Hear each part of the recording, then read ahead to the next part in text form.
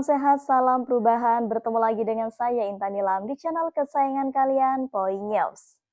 Ribuan orang berdiri di bawah terik matahari menggenggam harapan dan megafon, tapi suara mereka tak sampai ke dalam gedung DPR.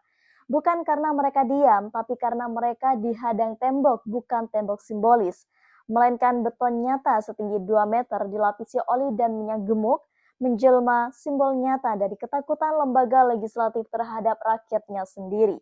Motor ini cakep. Sayang banget buat motor ini cakep.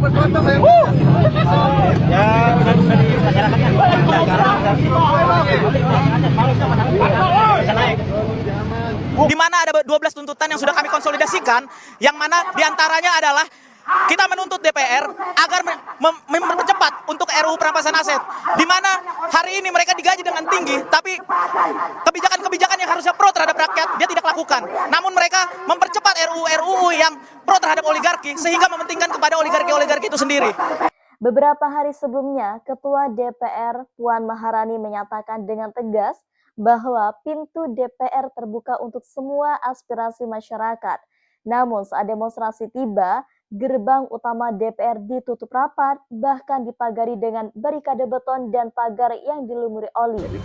Termasuk ada itu katanya udah dibetonin, udah dikasih beton ya depannya, itu gimana tuh Mbak Puan melihatnya Mbak Puan? Ya, mari kita sama-sama saling hormat menghormati dalam menyampaikan aspirasi. Kami juga di DPR akan menampung semua aspirasi dan tentu saja semua aspirasi itu akan kita sama-sama bicarakan untuk kita sama-sama perbaiki. Tindakan yang sepenuhnya bertentangan dengan klaim keterbukaan tersebut, DPR janji terima aspirasi aksi massa gabungan, tapi gerbang malah dibarikade beton berlapis oli. Ya, alih-alih membuka ruang dialog, DPR memilih menutup rapat. Oli dan beton menjadi bahasa baru kekuasaan dan anti kritik. Tak ada lagi ruang untuk terdengar, hanya keinginan untuk mengunci dan menghindar. Pagar yang biasanya menjadi tempat mahasiswa dan rakyat menyuarakan kritik, kini dilumuri oli dan minyak gemuk. Hal ini dilaporkan sejumlah media sebagai langkah aparat untuk mencegah massa memanjat pagar.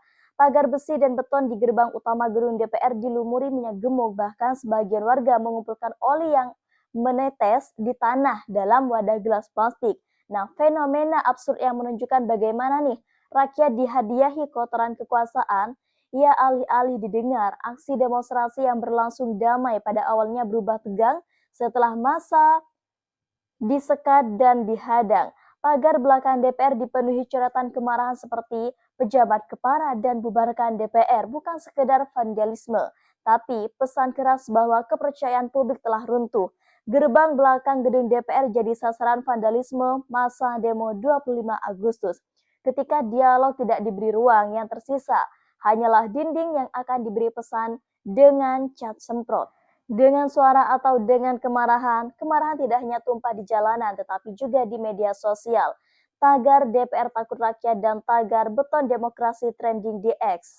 Warganet mempertanyakan bagaimana wakil rakyat yang digaji oleh pajak justru menutup telinga saat dimintai pertanggungjawaban biar rakyat cedera atau malah dilumir oli. Warga kan datang bawa suara ya, bukan granat. Warganet menyindir bahwa lebih baik menyebut gedung itu sebagai benteng kekuasaan daripada rumah rakyat. Ketika massa mulai mendorong barikade, aparat langsung membalas dengan semprotan water cannon dan gas air mata. Rakyat diperlakukan seolah musuh negara, barikade beton pembatas jalur busway bahkan roboh karena desakan massa yang tak terbendung. Polisi pukul mundur massa pendemo 25 Agustus di DPR, barikade beton roboh. Jika suara rakyat dibalas gas air mata dan jika pagar dilumuri oli agar tidak bisa disentuh, lalu apa sebenarnya yang diselamatkan oleh DPR?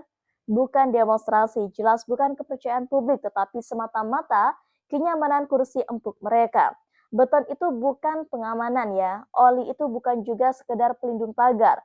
Keduanya adalah simbol ketakutan dan kemunafikan. Bahwa mereka yang selalu bicara soal wakil rakyat ternyata tak ingin berhadapan langsung dengan rakyat yang sesungguhnya. Demonstrasi bukan dibunuh dengan senjata, tetapi dengan pengabaian, barikade fisik dan retorika kosong. Hari ini di depan gerbang DPR, demokrasi tidak mati, tapi dipenjara, dibungkam, dan dipermalukan. Apa yang dilakukan DPR bukan tindakan pengamanan, ini adalah penolakan sistematis terhadap partisipasi publik. Beton dan oli bukan upaya mencegah kericuhan, tetapi mencegah kritik. Bukan demi keamanan, tapi demi kenyamanan kekuasaan yang makin elitis. Dan mari kita jujur, rakyat yang turun ke jalan ini tidak membawa bom ya, tapi banner. Mereka tidak melempar batu, tapi pertanyaan. Dan bagi sebuah kekuasaan yang bersih dan jujur, tidak seharusnya pertanyaan dianggap ancaman, tapi tampaknya bagi DPR hari ini, lebih baik mengurung diri di balik beton daripada menjawab kenapa tunjangan mereka naik, sementara rakyat hidup dari cicilan dan utang. Selama ini DPR bersembunyi di balik kata bahasa formal ya. Kami mendengarkan, kami terbuka, kami wakil rakyat, tapi satu blok beton menghancurkan semua itu. Dari satu tetes oli yang mengotori tangan rakyat adalah simbol bahwa kebusukan demokrasi telah menyentuh fisiknya. Apalagi yang bisa dibanggakan dari lembaga ini jika rakyat harus menunggu di luar pagar, sementara para legislator sibuk rapat anggaran kenaikan fasilitas pribadi. Hari ini retorika mati dan kepercayaan ikut terkubur bersamanya. Beton akan retak, oli akan mengering, tapi kemarahan rakyat tidak bisa dibungkam dengan pelumas industri. DPR bisa menyemen semua gerbangnya, bisa menutup semua jalan ke gedungnya, bisa menempatkan aparat di setiap sudutnya, tapi mereka tak bisa menghapus satu fakta paling besar. Mereka ada di sana karena suara rakyat, dan jika suara itu tak lagi didengar, maka keabsahan mereka hanyalah ilusi. Banyak yang berkata ya, kalau tidak puas suara akan lewat pemilu, tapi bagaimana caranya jika mereka yang terpilih justru takut mendengar? Apa yang terjadi pada 25 Agustus bukan sekedar demonstrasi. Itu adalah pertunjukan besar tentang bagaimana sistem hari ini tak lagi mau mendengar, tak lagi mau melihat dan memilih untuk membentengi dirinya dari rakyat. DPR hari ini bukan lagi rumah rakyat. Ia telah berubah menjadi benteng ketakutan. Pagar besi itu bukan penjaga demokrasi, melainkan nisan kebebasan berpendapat. Dan oli yang mereka lumurkan di pagar akan selamanya menjadi noda di sejarah pengkhianatan terhadap masyarakat khususnya. Jika DPR masih ingin disebut wakil rakyat, maka waktunya mencuci tangan mereka dari oli ketakutan, menghancurkan tembok beton kemunafikan, dan membuka kembali gerbong demokrasi. Kalau tidak, rakyat akan berhenti mengetuk, mereka akan mendobrak. Apa yang lebih menakutkan daripada sekedar suara yang menuntut keadilan? Tentu saja, kebenaran itu sendiri. DPR dengan segala klaim tentang keterbukaannya ternyata lebih takut pada kebenaran yang terungkap di depan pintu-pintu mereka.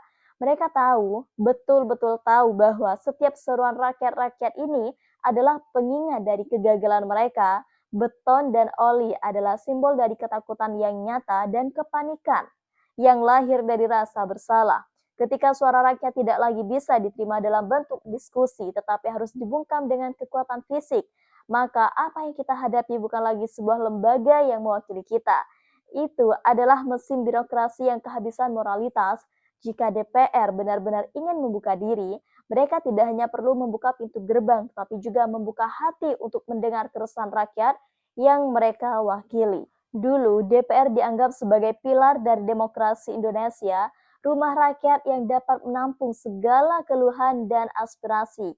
Hari ini, gedung itu hanya menyisakan bayang-bayang kekuasaan yang lebih ingin mempertahankan status quo daripada mendengarkan seruan perubahan. Penyekatan gerbang ini bukan hanya soal menghalangi massa, tetapi lebih dari itu, ini adalah usaha menghalangi rakyat untuk berbicara pada wajah mereka untuk memaksa mereka diam.